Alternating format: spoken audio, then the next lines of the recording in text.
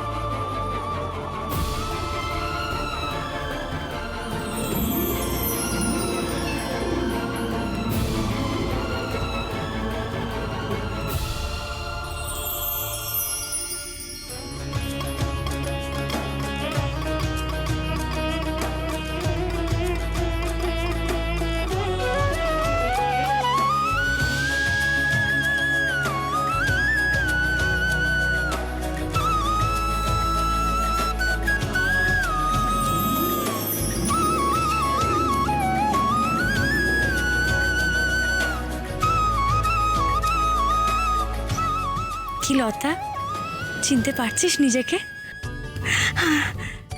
আমি লতা, আমি রাজপুতদের মেয়ে।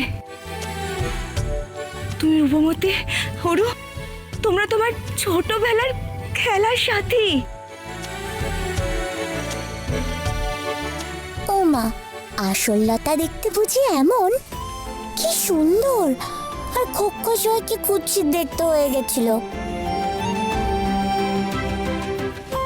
আমার বাবা যদি আজ থাকতো। কাঁদিস না রে মা।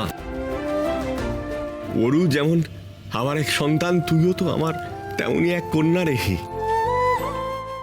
আজ রাজবৈদ্যমশাই আমাদের মধ্যে নেই ঠিকই, কিন্তু তুই কিন্তু মা কখনো নিজেকে পিতৃহারা বলে মনে করিস না।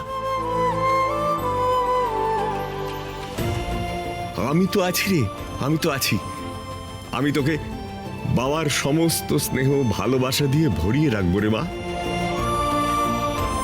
দেখ, ওই খোক্কস রানী জটিলার মায়ায় পড়ে তুই বহু যন্ত্রণা ভোগ করেছিস। আজ যে তোর সত্যিকারের মুক্তি হলো রে মা। আমায় ক্ষমা করে দে রূপ। অরু, তুইও। তোদের সাথে কি অন্যায়টাই না করেছি আমি। ওইসব আমরা মনেই রাখিনি। তুই কি আর নিজের মধ্যে ছিলি? তুই তো যা করেছিলি জটিলার দাস হয়ে করেছিলি। রূপমতী, অরুন্ধতী, লতা, তোমাদের সবার সামনে এক উজ্জ্বল ভবিষ্যৎ অপেক্ষা করছে। কিন্তু এবার যে এখান থেকে আমাদের যেতে হবে, মা বাসুলী চণ্ডীকে প্রণাম করে তোমরা এগিয়ে চলো। এসো এসো।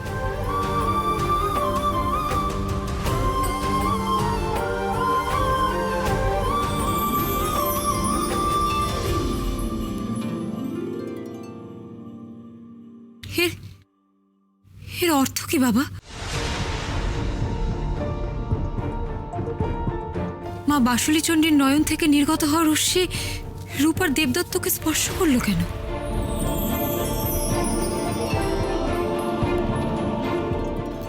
মা কিছু একটা ইঙ্গিত দিচ্ছেন। আদিদেবের গুহা, আমরা এখানে ঢুকলাম কি করে? আমরা তো কোনোদিনই এই গুহায় আসতে পারিনি। তাহলে আলোর বিন্দু আমাদের কেন এখানে টেনে নিয়ে আসলো? ছোট মা, কোন আলোর বিন্দু? কি হয়েছিল ছোট মা? খুলে বলো।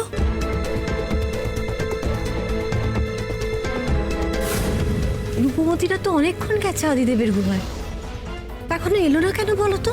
আদিদেবের গুহায় তো আমরা ঢুকতে পারবো না, সেই অধিকার আমাদের নেই। অপেক্ষা করা ছাড়া উপায় কি?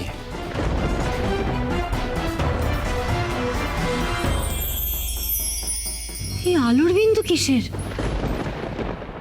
কোথা থেকে এলো?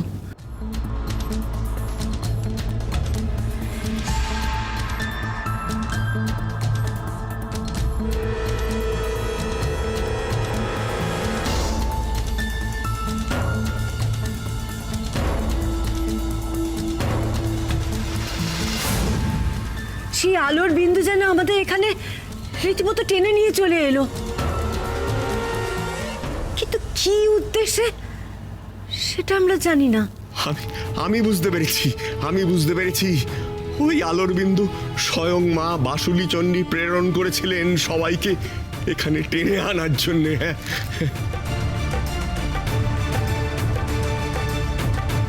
কিন্তু কেন? কোনো বিপদের আশঙ্কা নেই তো? কিসের বিপদ? মা বাসুলী চণ্ডীর নয়ন থেকে নির্গত হওয়া রশ্মি দেবদত্ত রূপকে স্পর্শ করেছে।